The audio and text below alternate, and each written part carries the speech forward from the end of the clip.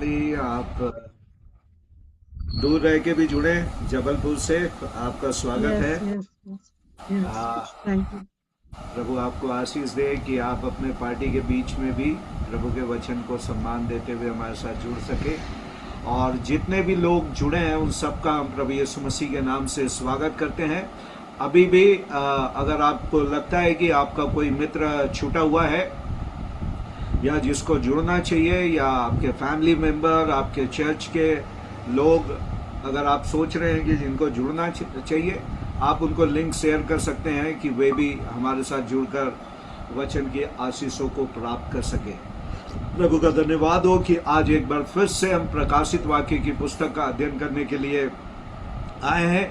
अभी हम लोग जैसे डायग्राम चल रहा है उसी के हिसाब से चल रहे हैं। जो की वर्स था प्रकाशित वाक्य का, वो प्रकाशित वाक्य की पुस्तक 1 अध्याय उसके 19 अध्याय से हम लोग उसी में आगे बढ़ रहे हैं। जो कुछ यूहन्ना ने देखा उसको उसने पहले अध्याय में लिखा, जो कि 7 कलीसिया के लिए प्रभु यीशु मसीह का परिचय बना। जो महिमा में यीशु मसीह दिखाई दिए पहले अध्याय में प्रकाशित वाक्य के, वही 7 कलीसियाओं के लिए उसका परिचय है। और उसके बाद हम देखते हैं कि 7 तारे जो हैं वो कलीसिया के पास्टर को दिखाता है, जो कि प्रभु यीशु मसीह के दाहिने हाथ में है, अर्थात अधिकार के हाथ में है। और दूसरी बात, प्रभु यीशु मसीह जो दीवट है या कैंडल स्टिक या लैम्प स्टैंड है, वो उसके साइड में नहीं, परंतु बाइबल बताती है वो उसके मध्य में विचरित है। और अभी मैं आने वाले दिनों में जब मैं यूके जा रहा हूँ, आपको विश्वास हो कि प्रभु ने मुझसे यही 7 कलीसियाओं के बारे में प्रचार करने के लिए कहा। और दूसरी बात, 2 और 3 अध्याय में यूहन्ना ने जो बातें हो रही है उसको देखा, अर्थात 7 कलीसियाओं को उसने भविष्यवाणी के रूप में दर्शन के द्वारा देख लिया कि आने वाले युग में परमेश्वर की कलीसिया किस ओर या किस दिशा में जाने वाली है। इसलिए ये मेरे और आपके लिए एक बहुत ही महत्वपूर्ण अध्ययन है कि हम इसको बड़े ईमानदारी से, बड़े समर्पण के साथ इसका अध्ययन करें, व्यक्तिगत रीति से। और ये अभी मैं जाकर वहाँ भी प्रचार करूँगा। इसमें बहुत ही गहरी बातें हैं।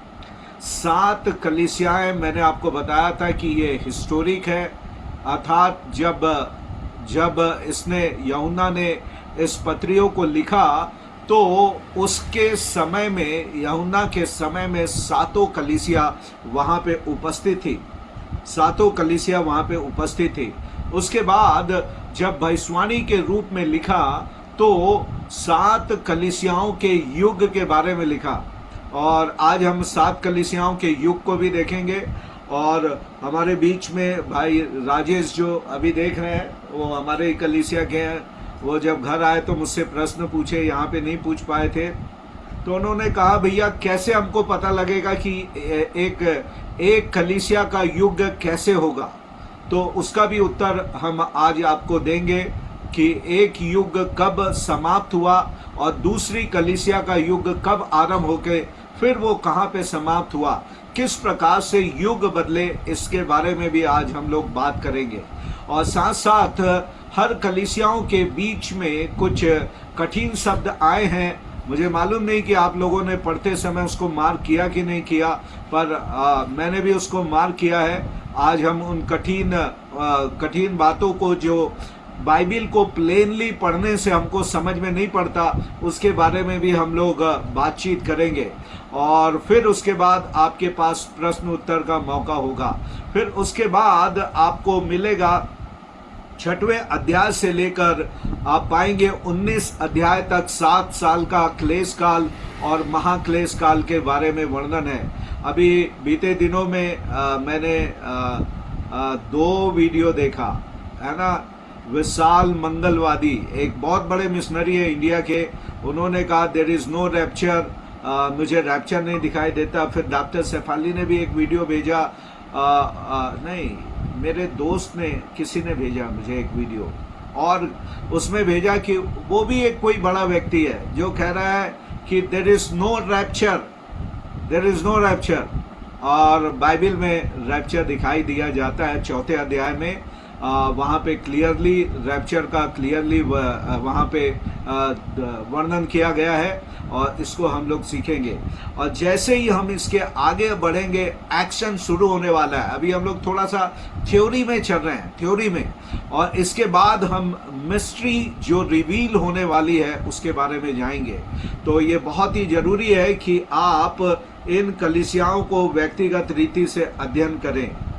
ओके, तो यहाँ पर अभी मैं स्लाइड में आपको फिर से वहीं से शुरू करूँगा जहाँ पे हम लोग पिछले हफ्ते छोड़े थे, और इसमें फिर हम आगे बढ़ेंगे। और यहाँ पर मैंने आपको कलीसियाओं के नाम यहाँ पे बतलाए थे। कोई अनम्यूट करके मुझे बता दे, आपको दिखाई दे रहा है? स्लाइड दिखाई देने लगा? यस। ओके ओके, तो आज हम इन्हीं उसमें चलेंगे।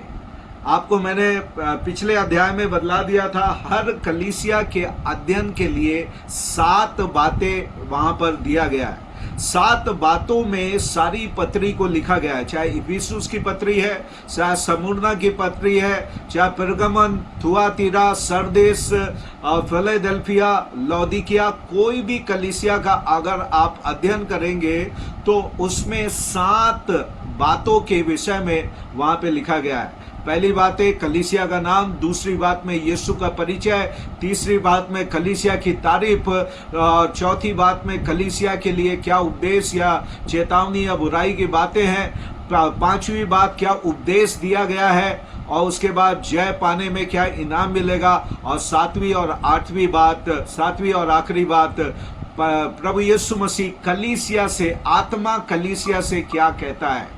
तो ये आपके व्यक्तिगत जीवन से भी जुड़ा हुआ है। जब आप इस कलीसिया का अध्ययन कर रहे हैं या मुझे सुन रहे हैं, अपने आप को भी इससे जांचे कि मैं कौन सी कलीसिया में पाया जाता हूं, और मेरे लिए प्रभु की क्या तारीफ है, और मेरे लिए प्रभु मेरे जीवन के लिए क्या दोष लगाता है, क्या बुराई मेरे जीवन के लिए प्रभु प्रकट करता है, और क्या उपदेश देता है, किस बात से मन फिराने के लिए प्रभु मुझसे बातें करता है। तो इन बातों के लिए आप अपने व्यक्तिगत जीवन में भी देख सकते हैं। तो आज मैं आपको पहले कलीसिया के नाम, यहाँ पे अगर किसी के पास 2 मोबाइल होते हैं तो आप फोटो भी खींच सकते हैं। वैसे मैंने आपसे कहा है कि ये स्लाइड्स में आपको आने वाले दिनों में, जैसे ये ख़त्म होगा, ये वाला आज मेरे ख्याल से ख़त्म हो जाएगा, तो ये 7 कलीसियाओं के अध्ययन वाला जो मेरा नोट्स है, मैं आपको प्रकाशित वाक्य की पुस्तक जो हमारा ग्रुप बना है उसमें मैं डाल दूंगा। तो जितने लोगों ने अपना नाम वहाँ पे नहीं डाला है, डॉक्टर शेफाली या भाई बंटी, जिनके भी नंबर आपको मिल जाते हैं, आप उनसे ऐड करने के लिए कह सकते हैं। जो मुझसे जुड़े हुए लोग हैं जिनके पास मेरा नंबर है, आप मुझसे कह सकते हैं कि भैया हमको ऐड कर दीजिए ग्रुप में, ताकि आपको फिर वो नोट्स आपके पर्सनल स्टडी के लिए वहाँ पे मिल जाए। तो इफिसुस की कलीसिया जो है, उसका जो नाम का अर्थ होता है चाहने योग्य। ये एक चाहने योग्य कलीसिया है।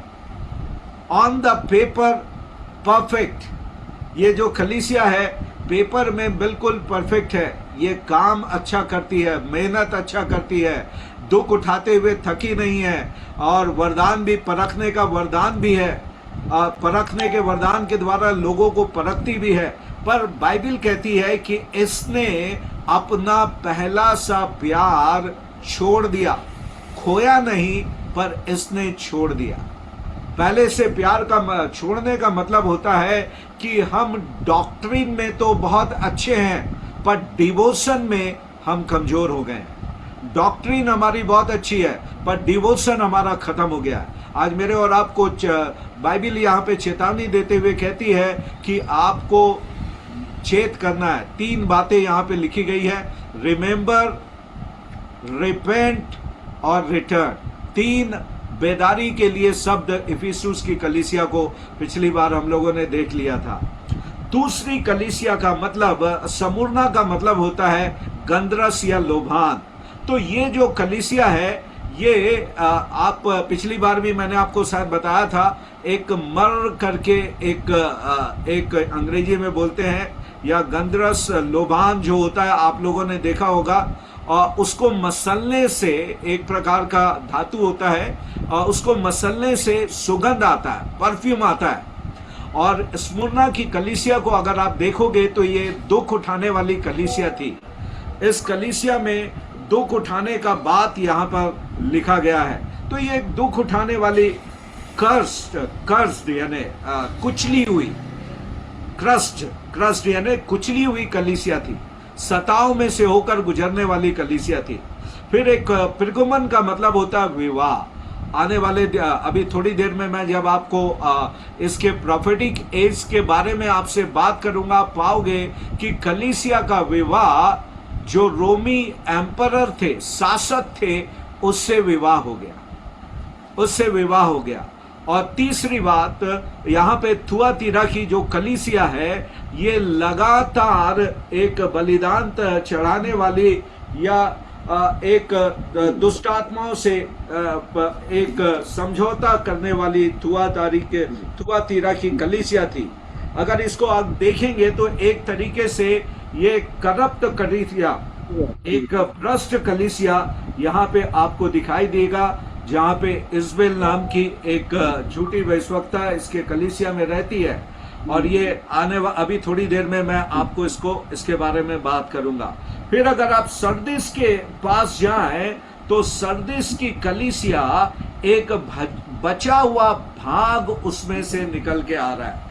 हाँ, एक बचा हुआ भाग है जो रिफॉर्म करने के लिए, कलीसिया को पुनः जागृत करने के लिए परमेश्वर ने एक बचे हुए समूह को संभाल के रखा, जिससे वो बचाने के कार्य को कर रहा है। और इसको सरदिस का मतलब होता है बचा हुआ भाग, अर्थात जो पीछे करप्ट हो गए थे थुआतीरा में, परमेश्वर उसमें से कुछ लोगों को बचा के रखा ताकि उनके द्वारा वो कार्य को आगे बढ़ा सके। और उसी प्रकार आगे अगर फिलाडेल्फिया में जाएंगे तो इसका मतलब होता है भाईचारे की प्रीति। और अंतिम कलीसिया जो है वो लौदीकिया की कलीसिया है, और इसका मतलब होता है कि लोगों का अधिकार। तो आप इस प्रकार से प्रभु यीशु मसीह ने इस नाम को इस क्रम अनुसार कलीसिया को प्रकाशित वाक्य में यूहन्ना को बताया। आप ध्यान से देखिएगा, आपके बाइबल में ये कलीसिया है एक के बाद एक क्रम के अनुसार लिखी गई है। और अभी जो मैं आपको बताऊंगा, आप सरप्राइज होंगे कि यूहन्ना ने जिन कलीसियाओं के लिए संदेश को प्राप्त किया, आने वाले युगों में जब युग आगे बढ़ते चले गए तो आने वाले युगों में इसी प्रकार के इस नाम के अर्थ को आप उन कलीसियाओं में देखेंगे। चलिए थोड़ा सा आगे चलते हैं और मैं आपको ये कलीसिया के युग में या समय काल में आपको लेकर चलता हूं। तो इस प्रकार से आप यहां पर देखेंगे, एक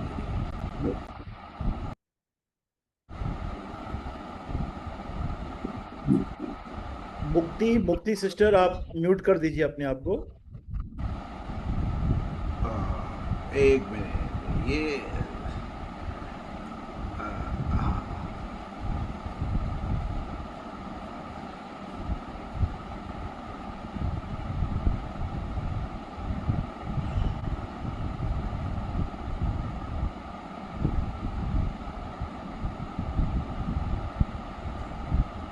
आ रहा है क्या वो स्लाइड दिख रहा है? मेरे से कहां से गायब हो गया? एक मिनट।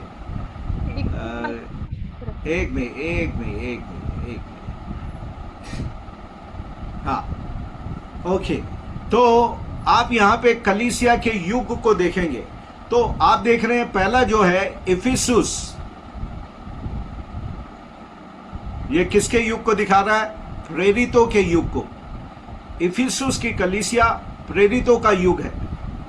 और आप देखोगे आप पाएंगे जब आईपीएल होता है, क्रिकेट वाले लोगों को थोड़ा जिनको इंटरेस्ट है, आईपीएल होता है, कई टीम में बहुत बड़े बड़े खिलाड़ी होते हैं और बड़े बड़े नाम उस टीम में होते हैं। कोई भी गेम्स में अगर आप देखोगे, अगर अभी कबड्डी चल रहा है, आप उसमें देखेंगे, जो देखते हैं उनको मालूम है, जिनको नहीं देखते उनको उनके नाम नहीं मालूम है, तो आप पाओगे तो बड़े नामों से भरी हुई कई टीम होती है। तो इफिसुस की कलीसिया जो है, बड़े बड़े नाम है, इसमें 12 प्रेरित है, इसमें पौलुस है, इसमें आप पाओगे बरनबास है, इसमें आप पाओगे प्रभु यीशु मसीह का भाई याकूब है, स्टीफनुस है, फिलिपुस है, बड़े बड़े लोग हैं। और इफिसुस की कलीसिया की अगर आप बात करें तो पौलुस के द्वारा ये प्लांट की गई, तिमोथी के द्वारा यहाँ पे पास्टरिंग हुई, पौलुस ने तिमोथी को पास्टर के रूप में रखा। यूहन्ना जो प्रेरित यूहन्ना है, प्रभु यीशु मसीह का चेला, यहाँ पे बिशप के रूप में रहा। तो अगर आप इस युग को देखोगे तो ये एडी 30 से स्टार्ट होकर प्रभु यीशु मसीह की सेवा से ये स्टार्ट हुई, या एडी 33 में, कई जगह यहाँ पे एडी 33 लिखा जाता है जब कलीसिया का जन्म हुआ, तो एडी 33 से एडी 100 तक। एडी का मतलब होता है प्रभु यीशु मसीह के जन्म का मृत्यु के बाद या जाने के बाद।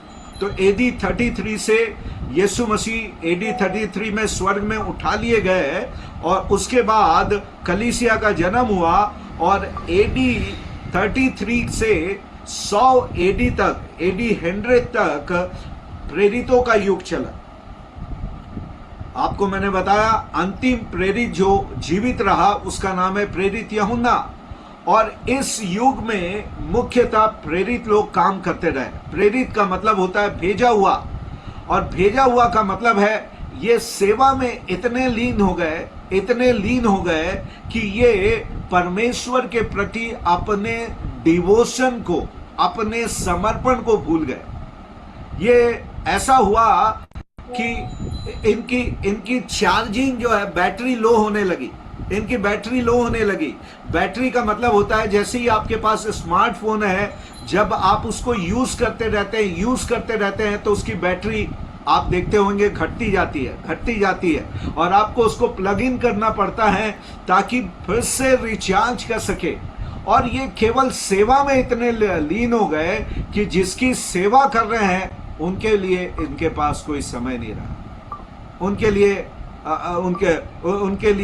लिए उनके पास कोई समय नहीं रहा। और उसके बाद आप देखेंगे कि इसके आगे जो है स्मुरना की कलीसिया। अभी हम लोगों ने स्मुरना के नाम को देखा था। स्मुरना का नाम था लोबान या गंधरस, और मैंने आपको इसको बताया था मर जो धातु होता है उसको मसलने से, उसमें से परफ्यूम बनता है। कुचलने से, उसको मसलने और कुचलने से परफ्यूम बनता है, उसकी सुगंध फैलती है। और उसी प्रकार जैसे स्मुरना का नाम सेकंड नंबर पे यूहन्ना को दिया गया, सताव का आरंभ, परसिक्यूशन का आरंभ 100 एडी से रोमी शासकों के द्वारा यहाँ पे आरंभ हुआ।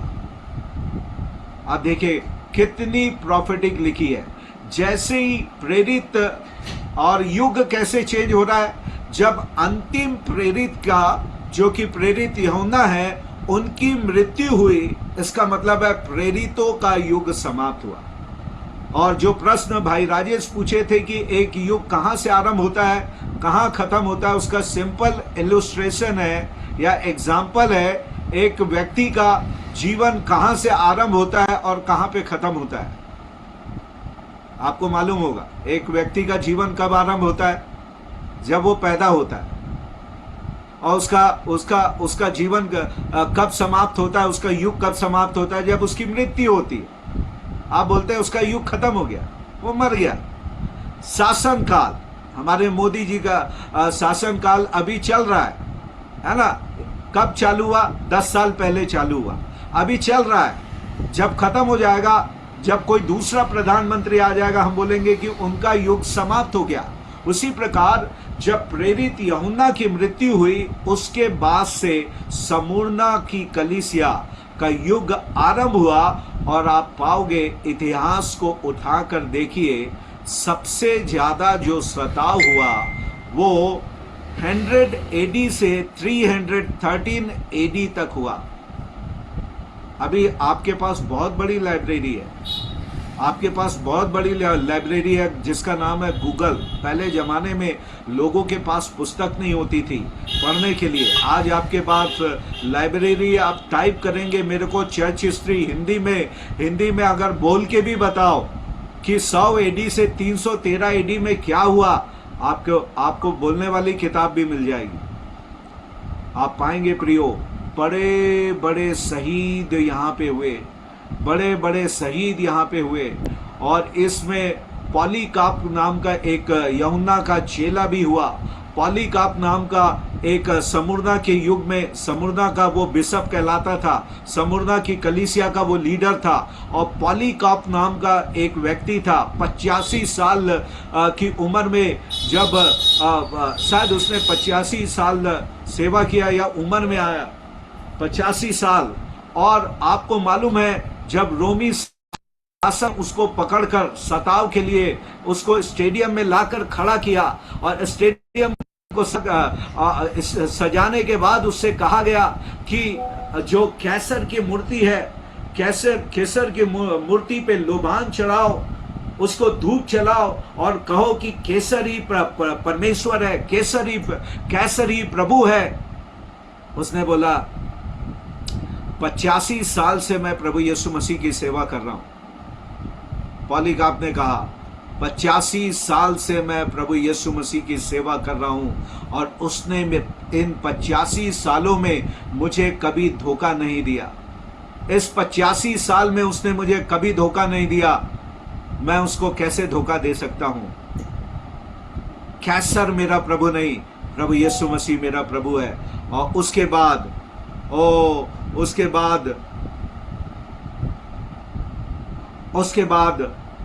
वो हम देखते हैं कि उसके बाद वो उसको एक आग की भट्टी पे डाल के जला दिया गया। और लोग बतलाते हैं, जब आग की भट्टी जलाई गई और उसमें पॉलीकाप को रखा गया, आप मालूम है पूरा स्टेडियम खुशबू से भर गया, पूरा स्टेडियम खुशबू से भर गया। जब उसकी डेड बॉडी जल रही थी, ओ जैसे कि इसका नाम है मर का मतलब होता है खुशबू, सुगंध। उसके कुचलने से सुगंध आती है। परगमन के स्मुरना के यहाँ पर पॉलीकाप के जलाने के द्वारा, मृत्यु के द्वारा एक खुशबू पूरा स्टेडियम भर गया। मेरे प्रियो, ये सताव की कलीसिया थी। शैतान कलीसिया को कुचलने के लिए सताव भेजने लगा। मैं आपको बतलाना चाहता हूँ, आज बहुत से लोग सताव के उसमें लगे हुए हैं, सताव के उसमें लगे हुए, अच्छी बात है। पर मैं आपको ये बतलाना चाहता हूँ प्रियो, कि सताव से कलीसिया मरती नहीं, परंतु सताव से कलीसिया की उन्नति होती है। करीब करीब मैं नंबर बोल रहा हूँ, कहीं पे मैं लिखा था, मैं बोल रहा हूँ 50,000 से ज्यादा लोगों को जिंदा मार दिया गया। 50,000 से ज्यादा लोगों को, 50,000 या 5 लाख, दोनों में से कुछ है। मेरे ख्याल से 50,000 नहीं, 5 लाख से अधिक लोगों को, मैं अगली बार आपको इसको कंफर्म करूंगा, 50 या 5 लाख, करीब इतने लोगों को मार दिया गया इस 200 साल में। इस 200 साल में 5 लाख लोग शहीद हुए।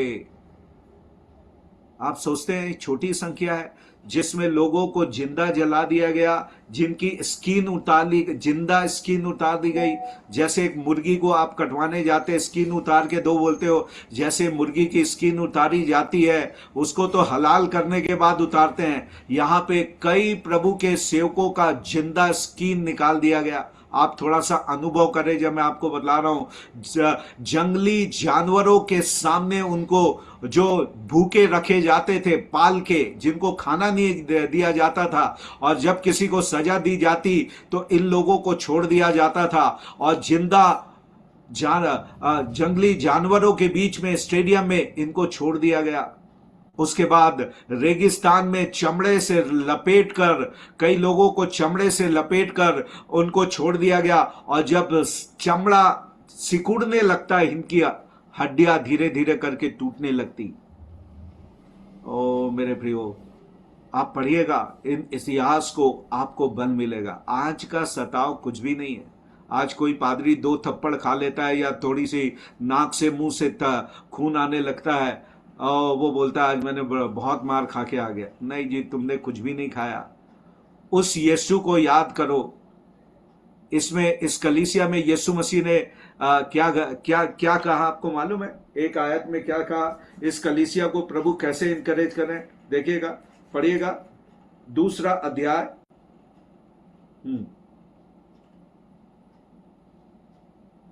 इसको क्या परिचय दिया?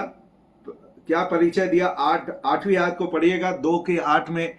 देखिए, जो परिचय यीशु मसीह दे रहा है जिस भी कलीसिया को, वो उस कलीसिया के लिए प्रभु का संदेश है। उनकी परिस्थितियों के अनुसार प्रभु का संदेश है। पढ़िएगा 2:8 में ही पढ़ देता हूं आपके लिए। मेरा अनम्यूट है इसलिए पढ़ देता। स्मुरना की कलीसिया के दूत को यह लिख, जो प्रथम और अंतिम है, जो आपके समस्या के आरंभ होने के पहले था और जो आपके समस्या के खत्म होने के बाद भी है, जो पहला है और आखिरी है। वो कहता है, और जो मर गया था और अब जीवित हो गया है। जो मर गया था और अब जीवित हो गया है। कौन आपसे कह रहा है? जो जीवित है। मृत्यु से डरिए नहीं। जीवन और मृत्यु प्रभु के हाथ में है। साधु सुंदर सिंह को जब राजा ने नेपाल के कहा, तुझे जिंदा छोड़ देने और मार देने का अधिकार मेरे पास है, तुम झुककर मुझे दंडवत कर, मैं तुझे जिंदा छोड़ दूंगा। साधु सुंदर सिंह का डायलॉग बहुत फेमस हो गया। राजा से उसने कहा, जीवन और मृत्यु मेरे परमेश्वर के हाथ में है। अगर वो मुझे बचाना चाहे, अगर उसकी इच्छा है कि मैं मरूं ना, तो तुम्हारी सारी सेना का और सारी हथियार मेरे तरफ छोड़ देना, उसमें से एक भी मुझे मार नहीं पाएगा। पर अगर उसने लिख दिया कि आज की तारीख में मुझे मरना है, तो तुम अगर बचाने के लिए सारे सैनिक भी लगा दो तुम्हारे देश के, वो मुझे मरने से नहीं बचा सकते। इसका मतलब है मेरी मृत्यु और मेरा जीवन मेरे प्रभु के हाथ में है। और मेरे प्रियो, साधु सुंदर सिंह जब उसको देखा तो उसे अंधेरे को कुएं में डाल दिया गया, जिसमें से कोई भी बाहर नहीं निकला था। पर जब साधु सुंदर सिंह अंधेरे कुएं में था, आपको मालूम हो, एक रस्सी आई और स्वर्गदूत ने उसको उस अंधेरे कुएं में से बाहर निकाल दिया और राजा के सामने जाकर वो खड़ा हो गया। राजा आश्चर्यचकित जहां से आज तक कोई मृत्यु के कुएं से बाहर नहीं आया, ये बंदा कैसे आया? और देखो इसका डेयरिंग देखो, जाकर राजा के सामने खड़े हो गया। दोबारा भी तू प्रयास कर सकता है, दोबारा भी तू प्रयास कर सकता है, पर मैं मरने का नहीं, अगर प्रभु की इच्छा। आपको डरने की जरूरत नहीं। अभी हम सताओं में प्रवेश कर रहे हैं, आपको डरने की जरूरत नहीं है, डरने की जरूरत नहीं है। और प्रभु इनाम क्या देगा बोलता है इसको, इनाम क्या देगा बोलता है। क्या लिखा है 11 आयत में? क्या लिखा है? जिसके कान हो वो सुन ले कि आत्मा कलीसिया से क्या कहता है। जो जय पाएगा उसको दूसरी मृत्यु से कोई हानि नहीं होगी। जो जय पाएगा उसको दूसरी मृत्यु से कोई हानि नहीं होगी। इसलिए मैं हमेशा कहता हूं, जो एक बार जन्म लिया वो 2 बार मरेगा, और जो 2 बार जन्म लिया वो 1 बार मरेगा। आप बोल रहे होगे, पादी साहब आप बोल क्या रहे हो? जो 2 बार जन्म लिया का मतलब है, एक बार मां की कोख से और दूसरा नया जन्म आत्मा के द्वारा। जिसका जन्म 2 बार हुआ है वो केवल 1 ही बार मरेगा। कितनी बार मरेगा? 1 ही बार। अर्थात शारीरिक मृत्यु, आत्मा में वो अनंत काल तक जीवित है। यीशु ने उससे कहा, जो मुझ पर विश्वास करेगा वो अनंत काल तक जीवित रहेगा। अनंत काल। यूहन्ना 11 अध्याय में भी कहता है, जो मुझ पर विश्वास करेगा वो मरेगा नहीं परंतु जीवित रहेगा। अगर मर भी जाए तो वो फिर भी जीवित रहेगा। हालेलुया। ओ मेरे प्रियो, दूसरी मृत्यु की हानि नहीं होगी। और जो 2 बार लिए हैं उनकी एक ही बार मृत्यु होगी, और वो है शारीरिक मृत्यु। आत्मा में वो जीवित रहेंगे। और जब शैतान ने देखा सताव के द्वारा वो कलीसिया को कुछ भी नहीं कर पाया, बल्कि कलीसिया प्योर रही। मैं आपको बताऊं, ये 200 साल में इस कलीसिया में आपने पढ़ा होगा, पढ़ा है कि नहीं? अरे कई के तो अभी बंद है, वीडियो बंद है। जिनके वीडियो चालू है वे बताएं, आपने जब पढ़ा है तो आप पाए इस कलीसिया में कोई दोष पाया है क्या प्रभु ने? इस कलीसिया में कोई दोष नहीं है। 200 साल के महाक्लेश के बाद, 200 साल के कठिन दंड और सताव के बीच में इनके मजाल है कोई दोष इसमें से प्रभु पा लेता। एक भी इसमें प्रभु को इसमें कंप्लेन नहीं मिला। There is no complain in this church कि ये कुड़कुड़ाने लगे, रोने लगे, प्रभु क्या है, और रोमी शासक को उठा लो, इसको उठा लो। ऐसा कोई कंप्लेनिंग प्रेयर नहीं किया इनने। वाव, ये कलीसिया वाकई में वाव है। नंबर 3, और जब शैतान ने देखा कि कुचलने से कुछ नहीं हो रहा है, तो जो लोग ये सताते थे, है ना, इसमें मैं आपको आखिरी में कोई प्रश्न पूछेगा तो बताऊंगा। 10 दिन तक के दुख ओके, मैं अभी बोल देता हूं। इसमें एक आयत आई है, 10 दिन तक तुझे दुख उठाने पड़ेंगे, है ना। वो आयत को मैं आपके लिए पढ़ देता हूं, जो दूसरे अध्याय के आगे लिखी हुई है। हाँ, 10 आयत में लिखा है ना। 10 आयत में लिखा है, जो दुख तुझको झेलने होंगे उनसे मत डर, क्योंकि देखो शैतान तुम में से कुछ को जेल खाने में डालने पर है, ताकि तुम परखे जाओ, और वह तुम्हें 10 दिन तक क्लेश उठाना होगा, और तुम्हें 10 दिन तक के क्लेश उठाना पड़ेगा। और अनेक लोगों ने अलग अलग इसका अनुवाद किया, पर ज्यादातर लोग सहमत होते हैं 10 रोमी शासक इतिहास में हुए, जो बहुत ही क्रूर रोमी शासक हुए, जिनके द्वारा कलीसिया को बहुत ही कठिन दौर से गुजरना पड़ा। अर्थात 10 दिन यहां पे जो बतला रहा है, वो ये बतला रहा है कि 10 रोमी शासकों के द्वारा तुझे दुख उठाना पड़ेगा। इस एडी 100 से 313 तक आप पाओगे 10 रोमी शासक, नीरो से आरंभ होकर आगे बढ़ते बढ़ते डायमेंशन तक के एक आखिरी जो 10वां शासक हुआ, उन तक के कठिन सताव कलीसिया के ऊपर आया। और यही बात यहां पे कह रहा है, 10 रोमी शासकों के द्वारा तुझे कठिन दुख उठाना पड़ेगा, सताव उठाना पड़ेगा, और अंत तक विश्वास योग्य रहे तो पाएगा। और उसके बाद क्या हुआ? पिरगमुन की कलीसिया, ये एक राजकीय कलीसिया हो गई। आपको मैं बताऊं, यहां से कलीसिया का बिगड़ना आरंभ हुआ। संदेश को समझिएगा, इसके नामी में संदेश है। इसके नामी में राजकीय का मतलब क्या हुआ? 313 एडी से ये आरंभ हुई और 590 एडी तक के ये चली। ये युग जो चला 313 से 590 तक के चला। राजकीय का मतलब मालूम है क्या हुआ? 313 एडी में एक ऐसा रोमी शासक हुआ जिसकी मां मसीह थी, प्योर मसीह थी, और वो प्रभु यीशु मसीह की मानने वाली थी। और उसका बेटा रोमी शासक बना जिसका नाम था कॉन्स्टेंटाइन। कॉन्स्टेंटाइन, मालूम नहीं आप में से कितनों ने नाम सुना है? किसी ने सुना है तो अनम्यूट करके अपने नाम अपना आवाज दर्ज करा सकते हैं। किसी ने सुना है? कॉन्स्टेंटाइन एक रोमी शासक आया, और मैं आपको बताऊं, जिसका नाम आपने नहीं सुना या कुछ लोगों ने सुना, जितनी बातें आज कलीसिया करती है वो सारी बातें उसी ने पैदा किया। बाइबिल ने नहीं पैदा किया, प्रभु यीशु मसीह ने नहीं पैदा किया, प्रेरितों ने नहीं पैदा किया, सताव की कलीसिया ने नहीं पैदा किया। जितनी बातें आज आप प्रैक्टिस करते हो वो सारी की सारी बातें इसी राजा कॉन्स्टेंटाइन ने किया। इसका नाम जरूर लिख लें, आपको इसका नाम मालूम होना चाहिए। जो नोटबुक लेके बैठे हैं लिख लीजिए।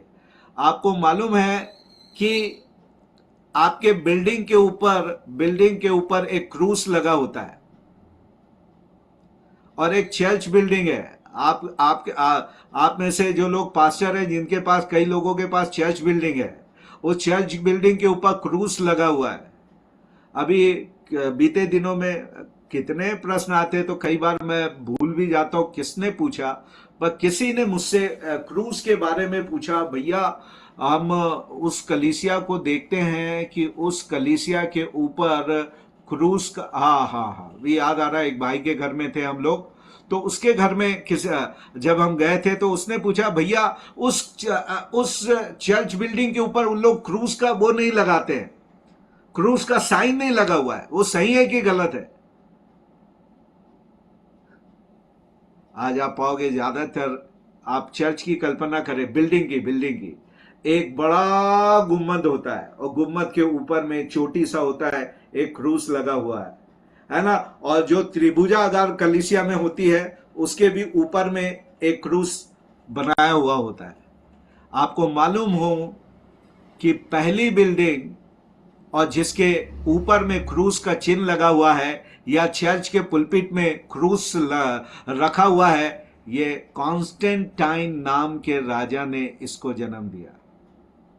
और इसका जन्म कैसे हुआ कि एक बार ये सोया हुआ था तो उसने सपना देखा और स्वप्न में उसने देखा कि किसी ने उसको कहा, स्वर्गदूत ने या किसी स्पिरिट ने, कि आप अपनी ढाल में, ढाल जो सामने रखते हैं उसमें क्रूस का चिन्ह लगाओ, और क्रूस का चिन्ह लगाओगे तो उसके बाद कभी तुम हारोगे नहीं और जीतते रहोगे, आप कभी नहीं हारोगे। और उस लगाने के बाद वो जब युद्ध में गया तो वो हारा नहीं, जीत गया। और उसने बोला क्रूस का चिन्ह मेरे लिए शुभ है, क्रूस मेरे लिए शुभ चिन्ह है, और इसलिए उसने चर्च बिल्डिंग के ऊपर क्रूस लगवा दिया। मेरा प्रश्न है, मान लो आपने अपने बेटे को एक मोटर बाइक खरीद के दिया, राइट, एक मोटर बाइक खरीद के दिया, और उस मोटर बाइक से उस बेटे की डेथ हो गई। क्या आप अपने घर में एक मोटर बाइक को शुभ चिन्ह के रूप में लगाओगे? एक शुभ चिन्ह के रूप में मोटर बाइक लगाओगे? मोटर बाइक कभी भी आपके लिए शुभ चिन्ह नहीं होगी। बाइबल में क्रॉस जो है, आप गलातियों की पत्री में 3 अध्याय में पढ़ते हैं तो क्रूस के लिए क्या बोलता है? क्या बोलता है? श्रापित है वो मनुष्य जो क्रूस पे। इसका मतलब क्रूस ईसाई वाला नहीं था, ये रोमन पनिशमेंट था। जैसे फांसी हमारे देश का प्रावधान है किसी भी क्रिमिनल को दंड देने का, वैसी रोमी लोगों का ये था, चिन्ह था कि वो लोगों को क्रूस पे लटकाते थे।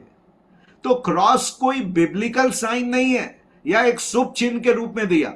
आज हम कई बार, मैं अभी मनन कर रहा था, इसको मेरे को अभी प्रचार करना है करके अभी मैं इसके ऊपर मनन कर रहा था। अगर वो क्रूस जिसके ऊपर यीशु मसीह नहीं है, एक तो वो मूर्ति वाला नहीं बात कर रहा हूं मैं, उसमें मत जाइए।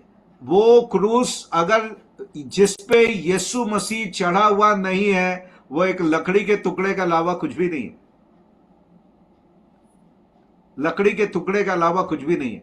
जब आज अपने आप में इसको ग्रहण करिए, जो आप सीख रहे हैं, मैंने भी इसको ग्रहण किया आत्मा में सीखने के बाद। हम लोग क्रूस के बारे में बातें करते हैं, क्रूस की सामर्थ, क्रूस की पावर ऑफ क्रॉस, हम लोग सरमन का नाम देते हैं, पर there is no power in the cross until Jesus died on that cross. यदि उस क्रूस के ऊपर यीशु ना मरे, उस क्रूस में से सामर्थ केवल यीशु मसीह के कारण निकल रही है। समझ रहे हैं आप लोग? अगर यीशु मसीह उस क्रूस के ऊपर ना मरे तो क्रूस के पास आपको देने के लिए कुछ भी नहीं है, वो सिर्फ दंड देगा आपको। पर केवल यीशु मसीह आपका फोकस, अगर जब आप क्रॉस की बात करते हो, आपका फोकस उस लकड़ी के टुकड़े के बजाय जो उस लकड़ी के टुकड़े के ऊपर चढ़ाया गया है, मेरा और आपका प्रभु, उसको प्रकट करना है। आपको उसको प्रकट करना है। आज इसको ग्रहण करें। आज से जब आप क्रूस की बात बोलें तो आपकी प्रशंसा, आपकी तारीफ वो लकड़ी का टुकड़ा नहीं, परंतु वो चढ़ा हुआ नासरी होना चाहिए। लकड़ी पे लटका नासरी, देने को जिंदगी, है ना। आपकी तारीफ वही होना चाहिए। और इसने, आपको मालूम है, पहले तनख्वाह वाले पादरी नहीं होते थे, तनख्वाह वाले पादरी नहीं होते थे। कॉन्स्टेंटाइन ने बोला, भाई तुम लोग मिलते क्या हो, ये बिल्डिंग कैसे आई, ये मैं आपको बताता हूं। इसने बोला, तुम लोग, जब ये मसीह बना अपनी मां के कारण और इस शुभ चिन्ह के कारण, तो बोले आप मिलते क्या हो। बोले हम अपने अपने घरों में मिलते हैं, 2-4 लोग हमारे मोहल्ले के इकट्ठे हो जाते हैं, 2-4 परिवार बैठ के हम लोग भजन भक्ति करते हैं, प्रार्थना करते हैं, वचन पढ़ते हैं। अच्छा, बोले अब मैं तो तुम्हारे घर नहीं आ सकता, इसलिए ऐसा करते हैं, अब से घर में कोई नहीं मिलेगा। इसी ने घर की कलीसिया को बंद किया। 300 एडी तक घर में कलीसिया होती थी लोगों के, कोई चर्च बिल्डिंग नहीं था।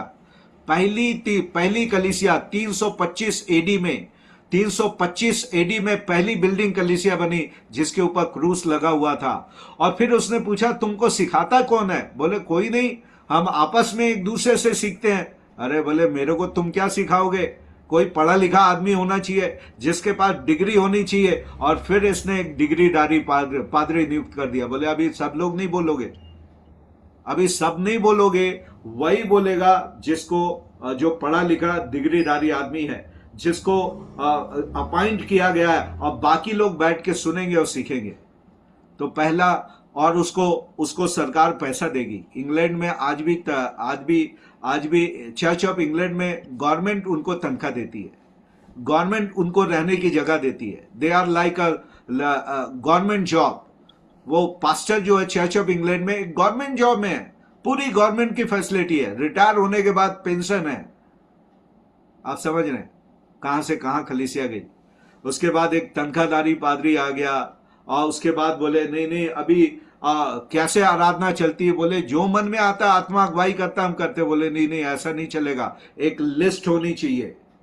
फिर उसने एक लिस्ट ऑर्डर दे दिया, इस ऑर्डर के अनुसार। आप देखो आपके चर्च में वही चल रहा है। आपने किससे सीखा? कॉन्स्टेंटाइन से। अभी इस युग में जितना कलीसिया नीचे गया उतना कभी नहीं गया, पूरी रीति से मर गया कलीसिया, मरी हुई भ्रष्ट कलीसिया हो गई। विवाहित, इसमें आपने लिखा है विवाहित, है ना। पिरगमन का मतलब होता है विवाह। राजा से इसका विवाह हो गया, ये राजा की पत्नी बन गई, राजा इसके ऊपर राज्य करता है, रोमी शासक, और उसी के अनुसार कलीसिया चलती है। और इसमें पूरे प्रेरितों की शिक्षा, बाइबिल की शिक्षा, बाइबिल का दर्शन सब खत्म हो गया। अब यहाँ पे कोई सताव नहीं है, राजा ही इस चर्च का मेंबर है, इसमें ना तो कोई सताव है, राजा के अधीनता में कलीसिया आ गई। आप इसमें से बाहर आने की जरूरत है। अगर आप पिरगमन की कलीसिया से हैं, अगर आप इस तरीके के ऑर्डर में बंध गए हैं, आज आपको इसमें से बाहर आना है। उसके बाद की कलीसिया है थुआतीरा की कलीसिया। और जब ये पूरी तरीके से कलीसिया यहाँ पर चले गई, इसके बाद आया रोमन कैथलिक लोगों का। अब धीरे से रोमी शासक के बजाय रोमन प्रिस्ट, ध्यान से समझिएगा शिफ्ट कैसे हो रहा है। अभी तक रोमी शासक लोग राज्य कर रहे थे, इसलिए ये राजकीय कलीसिया थी। युग जब बदला, जब प्रिस्ट, रोमन कैथलिक पोप या प्रिस्ट राजा के ऊपर हो गया। अब ये प्रिस्ट बोल रहा है राजा की नियुक्ति रोमन कैथलिक प्रिस्ट या पोप करेगा।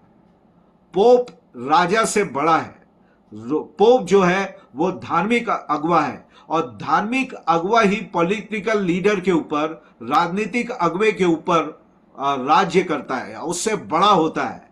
तो धीरे धीरे जो चर्च का सिस्टम था वो डिवाइड हो गया, जो शासन था, पॉलिटिक्स था, वो एक भाग में चले गया शासकों की तरफ, और जो धार्मिक कार्यक्रम थे वो रोमन कैथोलिक प्रिस्ट के हाथ में आ गया, जिसको कॉन्स्टेंटाइन ने अपॉइंट किया था। धीरे धीरे वो पावर गेन करने लगा, और एक दिन इतना पावर ले लिया कि 590 एडी में वो पूरी तरीके से चर्च के ऊपर अपना अधिकार ले लिया। इवन राजा की कुर्सी के ऊपर भी कहा कि तुम्हारा अपॉइंटमेंट भी मेरी तरफ से होगा। I am the representative of the God, मैं परमेश्वर का प्रतिनिधि हूं। और उसके बाद कैथोलिक पोप्स ने बाइबिल बंद करा दिया, किसी के पास बाइबिल नहीं होगी। सारी बाइबिलें इस युग में लोगों से छीन ली गई, कोई बाइबिल नहीं पढ़ेगा, कोई बाइबिल का अनुवाद नहीं करेगा। केवल लैटिन भाषा में या वोल्गेट में, उनकी जो वोल्गेट भाषा होती थी, वो उसी भाषा में बाइबिल थी, और वही प्रिस्ट ही इसको पढ़ेगा, और प्रिस्ट ही इसी का अनुवाद करेगा, और प्रिस्ट जो आपको सिखाए उसके विरुद्ध में कोई क्वेश्चन नहीं उठाएगा, कोई प्रश्नवाचक चिन्ह नहीं। जो पोप ने कह दिया, जो कैथोलिक प्रिस्ट ने कह दिया, वो पत्थर की लकीर है। और रोमन पोप ने पूरी तरीके से चर्च के ऊपर कैप्चर कर लिया। उन्होंने पर्गेटरी बनाया, इवन किसी को स्वर्ग भेजने का अधिकार पोप के हाथ में आ गया। कहते हैं इन लोगों ने पर्गेटरी का जन्म दिया। पर्गेटरी का मतलब होता है एक विश्राम का स्थान। जो कैथोलिक से आए वो इसको समझते हैं, और वो कहते हैं कि एक व्यक्ति जब मरेगा तो उसकी आत्मा, उसकी शरीर यहीं पे दफना दिया जाता है, पर उसकी प्राण और आत्मा पर्गेटरी में जाती है, स्वर्ग लोक में नहीं जाती, और वहां पे थोड़े दिन विश्राम करती है। और जैसे हिंदू पंडितों को हिंदू लोग जाकर उसके आत्मा की शांति और मोक्ष के लिए कथा कराते हैं, क्या क्या कराते हैं, क्या शब्द बोलते हैं, बहुत ज्यादा मेरे को उसके लिए मालूम नहीं, पर आप देखे होंगे तीर्थ यात्रा में उनके राख को लेके जाते हैं, नदियों में बहाया जाता है, अनुष्ठान कराया जाता है। उसी प्रकार पोप ने कहा, अगर आप मुझे पैसे दोगे, आप मेरे सामने झुकोगे, मैं आपके बंदे के लिए सर्टिफाई करूंगा कि वो पर्गेटरी से स्वर्ग चले जाए। अगर मेरा सिग्नेचर नहीं बना तो तुम्हारा बंदा पर्गेटरी से स्वर्ग की बजाय नरक में जाएगा। इसका मतलब है किसी को स्वर्ग भेजना और किसी को नरक भेजना वो मेरे हाथ में। समझ रहे? अभी भी पर्गेटरी चलती है, अभी भी यह शिक्षा कैथोलिक्स में चलती है। और सोचिए, ये कलीसिया का डार्क एज था, यानी पिरगमन और थुआतीरा, ये दो युग में कलीसिया को शैतान ने पहले शासक से विवाह कराकर, और दूसरी बात रोमन कैथोलिक के अधिकार में देके पूरी तरीके से भ्रष्ट कर रहा था, पूरी तरीके से भ्रष्ट कर डाला, और उसको लगा कि वो इस तरीके से कलीसिया को खत्म कर देगा। इसलिए मैंने आपको बताया था, इसके बाद की कलीसिया पुनः स्थापित रिफॉर्मेशन चर्च सरदीस में बचे हुए लोग, परमेश्वर हमेशा हर युग में थोड़े न थोड़े अपने विश्वास योग्य पात्रों को बचा के रखता है। जब एलिया परमेश्वर के पास आके कहने लगा, केवल अकेला मैं बचा हूं, बाकी सब इजबेल के हो गए, बाकी सब बाल के पुजारियों के उसमें चले गए हैं, परमेश्वर ने बोला, एलिया तुझे लगता है कि तू अकेला है? मैंने और 400 या 500 और मैंने याजकों को बचा के रखा है, जो बाल के देवा उसके मूर्ति के आगे झुके नहीं है। तो अकेला नहीं है। परमेश्वर विश्वास योग्य लोगों की टुकड़ी को हर युग में बचा के रखता है। आज हो सकता है उस लिस्ट में आपका नाम है, आपका नाम है। अगर आपका नाम है तो बहुत ही आप धन्य लोग हैं, क्योंकि परमेश्वर जो बचे हुए लोग हैं उनके द्वारा काम करता है। वो भीड़ से नहीं काम करता, समझौतावादी लोगों के द्वारा नहीं काम करता, पर वो जो परमेश्वर के लिए अशुद्ध नहीं हुए, वे जो परमेश्वर के लिए ईमानदारी से टिके हुए हैं। आज भी हमारे युग में लोग पैसे के लिए बिके हुए हैं। आज समझौतावादी संसार और शरीर में समझौता किए हुए हैं। आज अनेक बाइबल की शिक्षाओं में गलत है, डॉक्ट्रिन गलत हो गई है। पर इस युग में भी प्रभु ने आपको और मेरे को बचा के रखा है कि हम ईमानदारी से प्रभु की सेवा करें, और आप ही लोगों के द्वारा इस अंतिम युग में बेदारी आएगी, और ये पुनः स्थापित कलीसिया में आप लोगों को मिलेंगे। हाँ, जॉन वेस्ली है ना, और उसके बाद Charles Wesley, John Wesley, William टिंडल Bible का अनुवाद करने लगा। ओ कितने सताव के बीच में, इतने सताव के बीच में, कैथलिक प्रिस्ट लोगों के सताव के बीच में यहाँ पे बदलाव आने लगा। परमेश्वर फिर से अपनी कलीसिया को स्थापित करने लगा। स्टोरी अभी चेंज हो रही है, पिक्चर अभी बाकी है। हालेलुया। जिसे कॉन्स्टेंटाइन ने बदल दिया, पोप ने बदल दिया, अब प्रभु उसमें से बचे हुए लोगों के द्वारा बाइबल का अनुवाद हो रहा है, बाइबल की सच्चाइयों का वर्णन हो रहा है। और इसी युग में ओ मेरे प्रियो, मार्टिन लूथर जैसा एक व्यक्ति को प्रभु ने खड़ा कर दिया। मैं आपको बतला रहा हूं, आप इसकी पिक्चर भी बनी हुई है, उसको देखिएगा। इतना आसान नहीं था जितना आज आप पढ़ के समझते हो। कैथलिक प्रिस्ट और पोप से पंगा लेना आसान नहीं था मेरे भाई, आसान नहीं था मेरे प्रियो, आसान नहीं था। मार्टिन लूथर बोला, वो जब गया, एक तो वो मॉन्क था, उसके माता पिता ने उसको मॉन्क बनाने के लिए भेज दिया था, उसको परिवर्तन हुआ। और इस युग में जब वो निकल के आया, बाइबल कॉलेज गया, और कई बार भागने का प्रयास किया, पर जब उसने बाइबल को समझ लिया, उसने बोला बाइबल कुछ कहती है, पोप कुछ कहता है, बाइबल कुछ कहती है, पोप कुछ कहता है। बिना जान की परवाह किए, बिना जान की बाजी लगाकर उसने 99 पॉइंट पोप के विरुद्ध में लगा के टांग दिया, ले जाके टांग दिया। उसको मालूम नहीं था क्या रिजल्ट आएगा, कौन विश्वास करेगा, कौन नहीं विश्वास करेगा, इसका क्या परिणाम उसके ऊपर होगा, उसको कुछ भी नहीं मालूम। डरे बिना, बिना डरे बिना, बिना विचलित हुए, निडरता के साथ 99 पॉइंट कैथलिक चर्च और पोप के विरोध में डाल दिया। प्रोटेस्टेंट, जो आज आप कहते हो ना, हम कैथलिक नहीं है, प्रोटेस्टेंट। प्रोटेस्टेंट का मतलब होता है जो कैथलिक को प्रोटेस्ट करके, उसको प्रोटेस्ट करके, उसको उसके विरुद्ध में खड़े होकर जो बाहर निकले, उसके विरुद्ध से, उसको उससे लड़कर जो बाहर निकले, वे लोग प्रोटेस्टेंट हैं।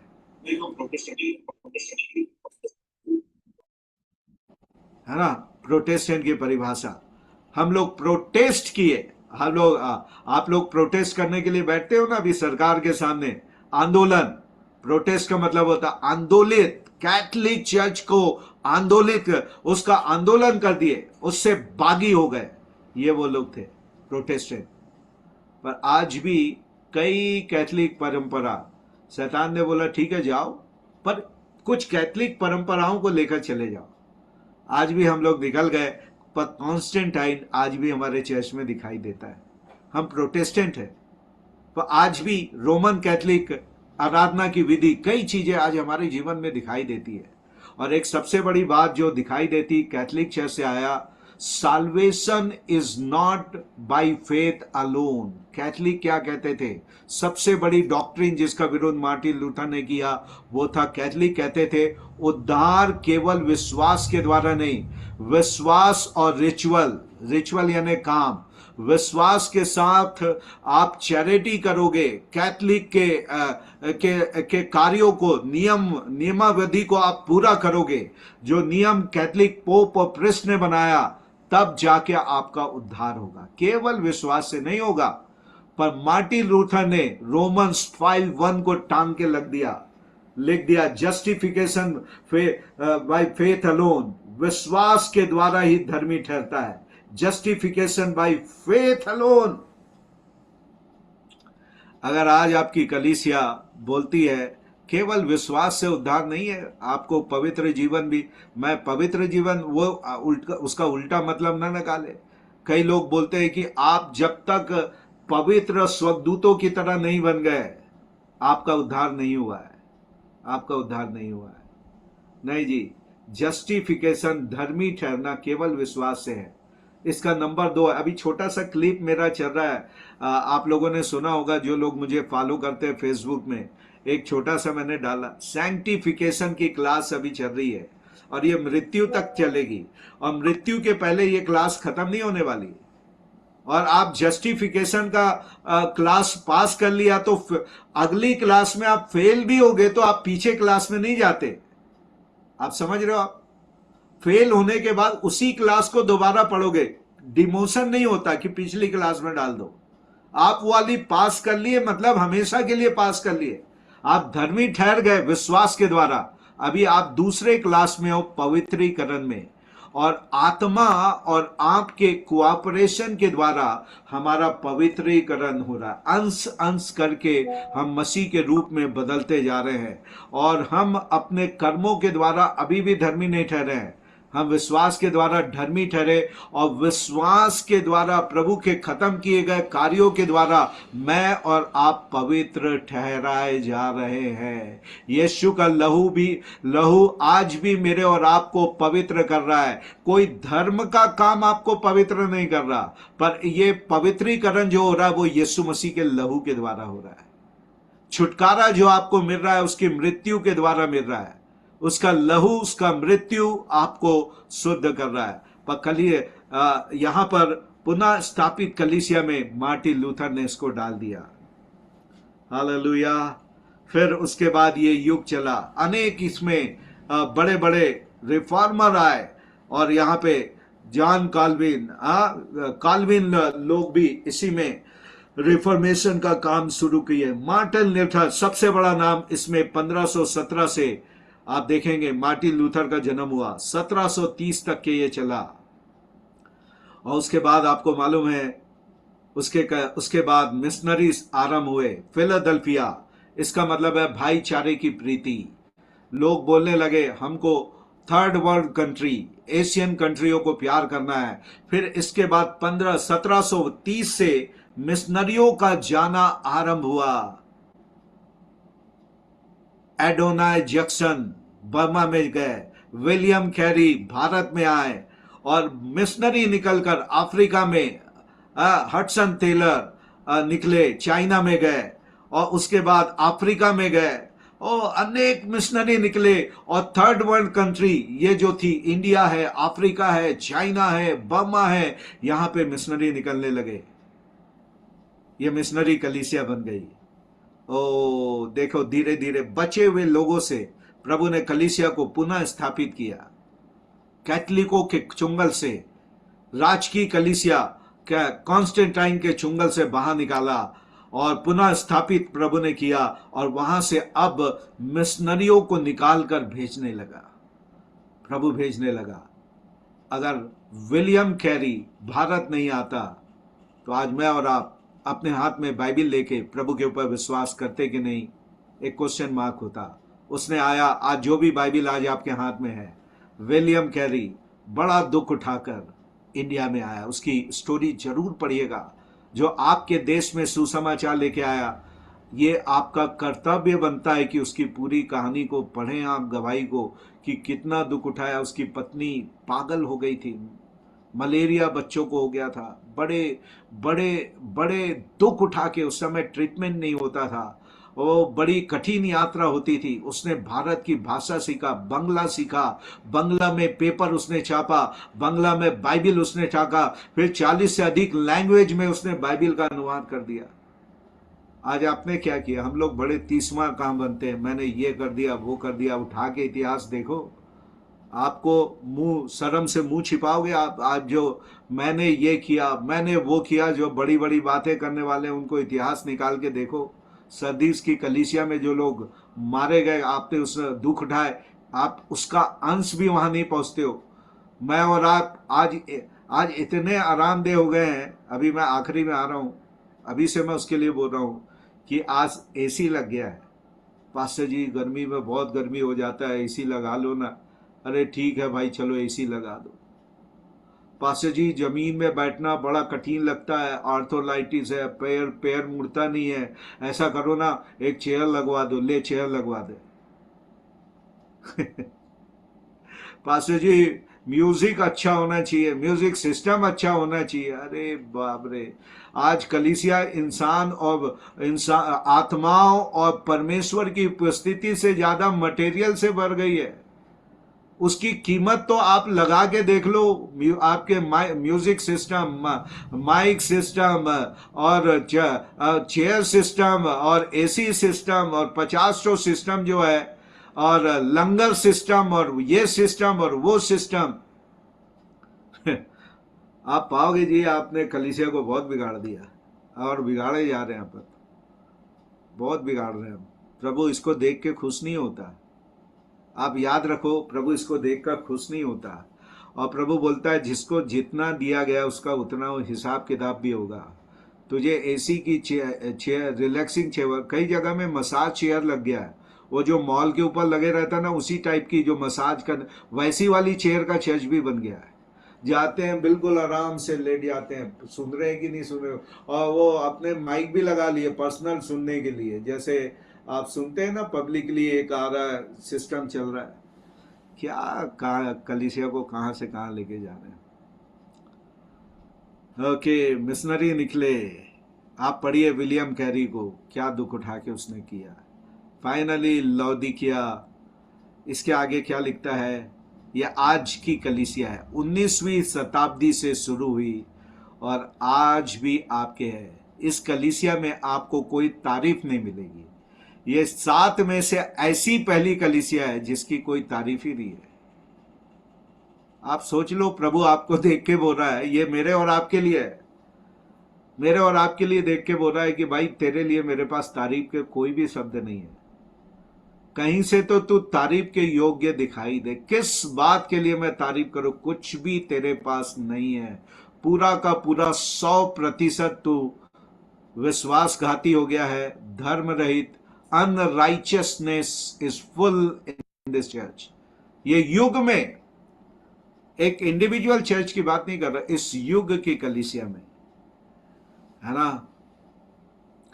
और यहां पे लौदीकिया जो है, लाओस पहले है फिर दिकिया है। लाओस दिकिया, लाओस दिकिया का मतलब है लोगों का अधिकार। निकालोइयोस में था, निकाओ यानी जीत लेना, लाओस यानी साधारण लोगों को।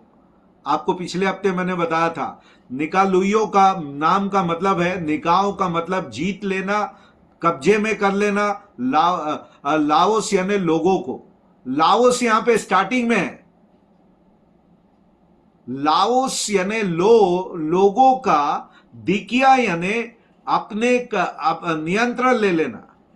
इसका पूरा मतलब हुआ लौदीकिया का लोगों का कलीसिया के ऊपर नियंत्रण। आप देख रहे हो कि नहीं। आप देखिए देखिए, अभी अभी थोड़ा सा अपना चर्चेस के ऊपर अभी सर्वे करिए, बैठे बैठे थोड़ा सा खो जाइए। जितने चर्चेस को आप जानते हैं, चर्च पास्टर के द्वारा चलाया जाता है कि नीचे जो बैठा है वो बंदा जो बोलेगा प्रचार वही होगा। जिस विषय के ऊपर वहां पर प्रचार नहीं होना है, क्योंकि वो ताइद बहुत बड़ा देता है, पैसा डोनर बहुत बड़ा है। अगर वो पास्टर को बोल दे, पास्टर जी इस आने वाले दिनों में इस टॉपिक के ऊपर अपने चर्च में प्रचार नहीं होना, प्रचार वाला सब्जेक्ट बंद। और आप देखोगे आज पुलपिट नीचे से कंट्रोल हो रही है, पुलपिट नीचे से कंट्रोल हो रही है। इतना कठिन समय यहां पे आ गया है। ये लौदीकिया की कलीसिया है। ओके, तो ये लौदीकिया की कलीसिया यहां पे समाप्त हो गई।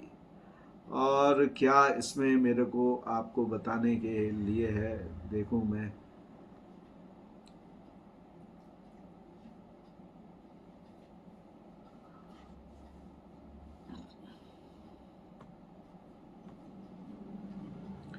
ओके, तो मेरे ख्याल से आज यहीं पे हम समाप्त करना पड़ेगा।